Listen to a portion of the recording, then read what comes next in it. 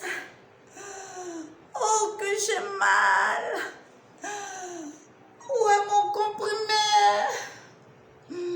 Où est mon ordonnance? Je pars de suite à l'hôpital. Non. Mais non. Ce n'est pas comme cela qu'il faut faire, qu'il faut agir. Consulte Dieu en premier. Coucou, bien-aimé de Dieu, je t'apporte ce matin les petites astuces pour ta guérison en quelques minutes. Bien, consulte Dieu en premier. Tu vis la même chose. Tu vis la même souffrance tout le temps. Et ça ne change pas. Alors toi, change tes habitudes. Tu sais que Dieu est le médecin par excellence. Tu sais très bien que Dieu, il est celui qui doit être consulté en premier. Soit il te guérit sur place, soit il te fait attendre un tout petit peu. Mais au moins, tu lui aurais confié ta santé. Il se peut qu'en ce moment, même les forces de l'univers t'écrasent. C'est possible. Il se peut que ta santé ne soit pas au beau fixe. C'est vrai. Ton mental est dérangé. Tu n'arrives plus à réfléchir. C'est pas faux. La joie s'est enfuie. Mais écoute-moi bien. Fais-toi une image de ta santé. Imprime-la dans ton esprit. Et tu verras. Quoi en toi? Tu es capable. Je vais vous rendre un tout petit témoignage. Si tu as vraiment appliqué ce que tu entends, ce que la Bible dit, si tu as vraiment appliqué la parole de Dieu, ce qui est écrit, ce que tu lis, et puis tu mets cela en pratique, et que tu pratiques, tu appliques cela à ta vie, à ta santé, je crois très bien que tu devrais avancer dans ta guérison, n'est-ce pas? Après avoir suivi mes vidéos, un bien-aimé de Dieu me contacte et me dit ceci. Moyen, tu sais, il y avait longtemps un mal. Il y avait un mal qui me fatiguait depuis longtemps, quoi.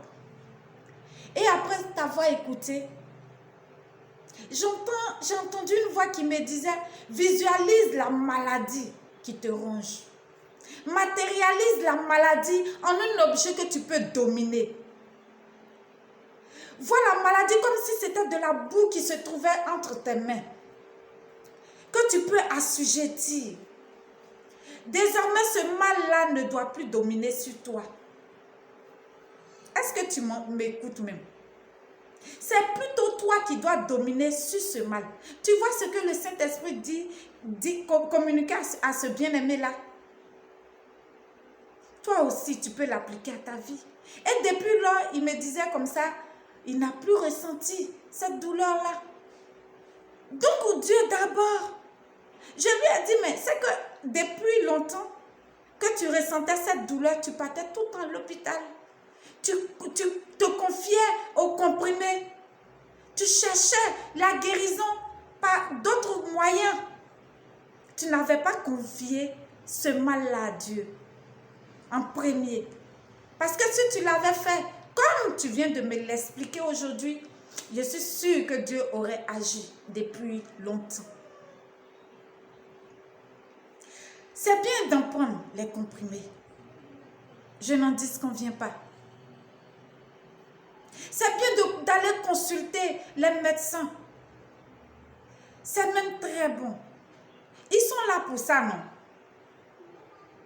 Ils sont là pour ça. C'est pas mauvais. Mais, vous savez très bien que le Seigneur n'aime pas négocier sa place, non? Il ne négocie pas.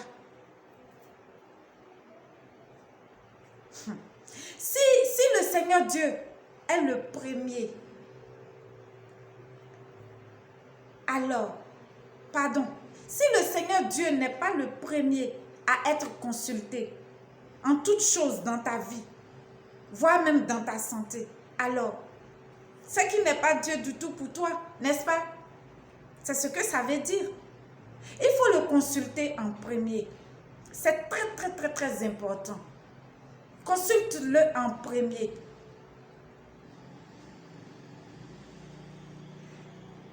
Applique cela à ta santé.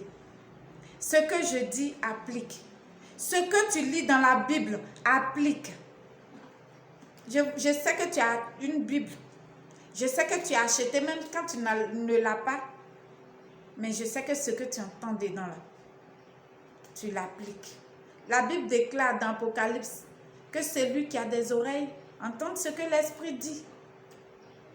Ok, c'était les petites astuces que je voulais te communiquer. Reste béni. On garde le contact. Ciao, ciao.